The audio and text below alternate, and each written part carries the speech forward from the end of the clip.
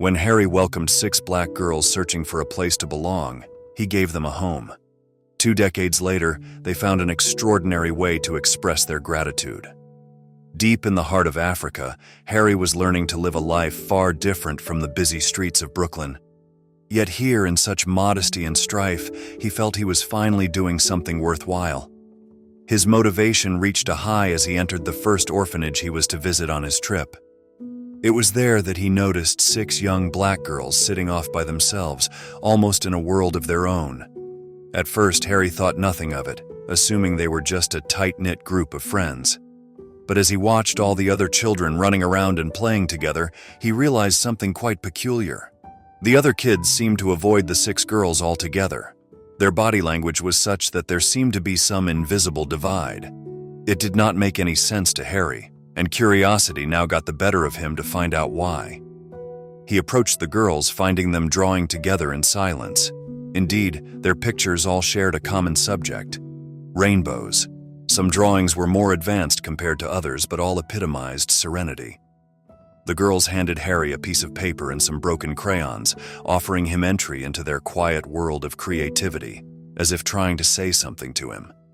Yet, beneath their calm demeanor, Harry sensed a heavy sadness weighing on them. His instincts, sharpened from years in the special forces, told him that something was seriously amiss. And when the director of the orphanage did explain, Harry was taken aback. Because of an ancient belief about misfortune brought in by children born during certain weather conditions, the girls had been shunned. The stigma attached to this caused their families and communities to turn their backs on them, leaving the 6 girls to grow up all alone. Harry was horrified.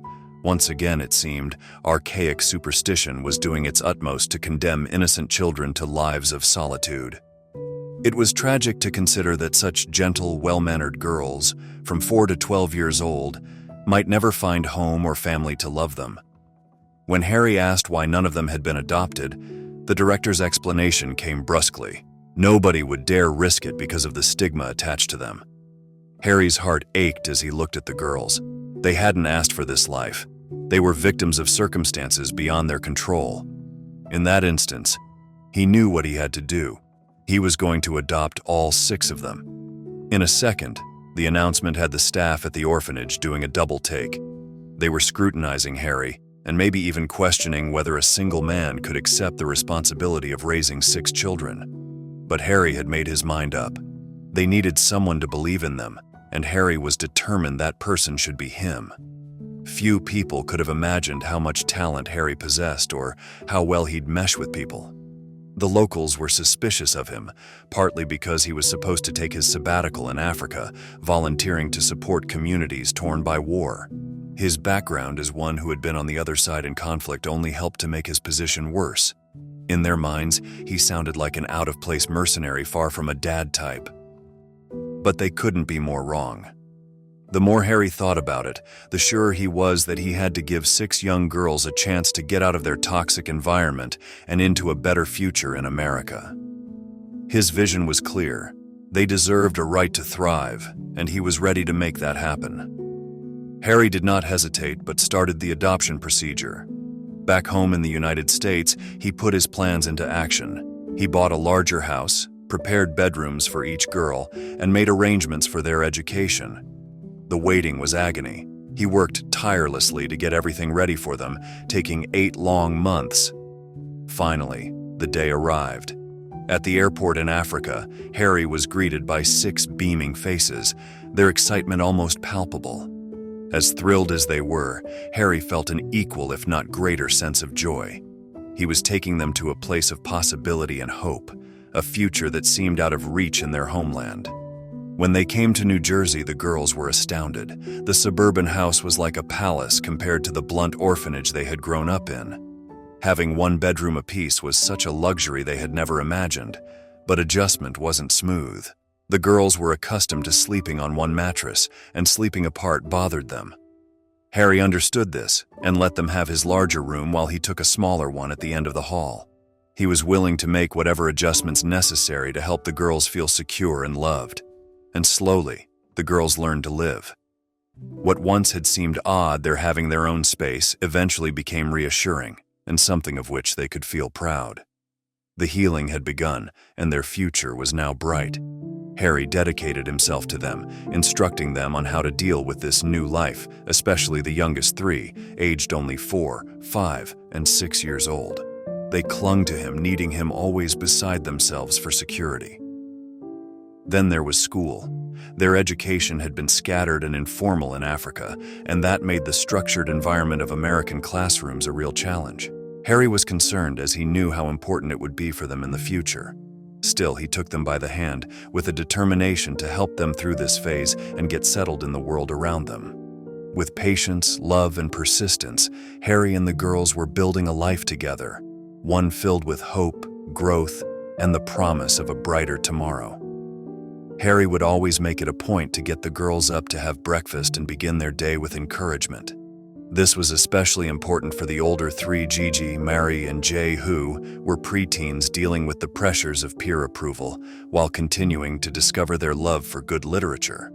He found this love quite delightfully. Harry had started reading them bedtime stories, inspired by his own memories of his childhood. What he hadn't expected to find was how mesmerized Gigi and Marie would be by it all.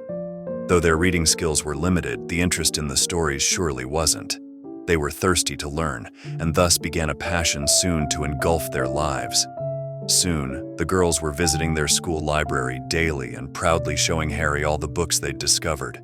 An ambitious reading list was compiled, to be done, and every free moment was spent engrossed in this new hobby. Harry couldn't feel any prouder. In this way, it soon turned into a family tradition of love for reading. Every evening, after dinner and brushing their teeth, the whole family would assemble in the living room, noses buried into books. It was a beautiful ritual, so full of warmth, curiosity, and love. But not everything was so bright in their new life. At school, girls were exposed to severe discrimination, and their background as African orphans destined them for misunderstanding and unkindness. Their schoolmates at middle school didn't understand the kind of life they were leading, and that frequently turned into exclusion and cruelty. The girls would come home every day with tears in their eyes from their happenings, but Harry never wavered. He kept reminding them that different from back home, these children weren't afraid of them, they just didn't understand them. Harry explained to them, sometimes the meanest people are just the most scared. Harry urged the girls to remain kind and patient with them, promising them that their perseverance would eventually break down the walls others had built. Harry was right, as the girls started forming friends and their days at school took a turn for the better. With their growing confidence, they soon became more adept with their new language skills and were able to join school activities like band and dance recitals and even chess club. It was a great source of pride for Harry to see his daughters blossom. He would often look back on the image of the 6 little girls in a corner, huddled together and defeated, and now to see them laughing and learning and building their lives was a deep source of purpose for him.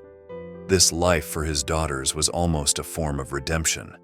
His past weighed on him as a member of the Special Forces. The violence he'd been part of wasn't something he felt proud of. But this family, this life of love and growth, was far more fulfilling than anything he'd known before. Harry knew he couldn't erase the past, but seeing the joy and hope in his daughter's eyes reminded him that he could shape a better future, for them and for himself. Over the years, Harry had the rewarding pleasure of observing his adopted daughters blossom into splendid young ladies. Shy and deficit in English, they now excelled academically, their names regularly appearing on the school's honor roll. By the time they finished school, they were popular yet respected due to their hard work and discipline. Harry beamed with pride when they subsequently pursued successful careers as a doctor, a lawyer, an engineer, and so on. Years later, Harry had grown older, now a very loving grandfather, and still enjoyed the love and support of his daughters as they remained close, making certain to save a day each week for lunch together. But one Sunday proved to be a surprise. As he entered a hall full of faces he knew, anticipation surged. His daughters had something special in store for their father.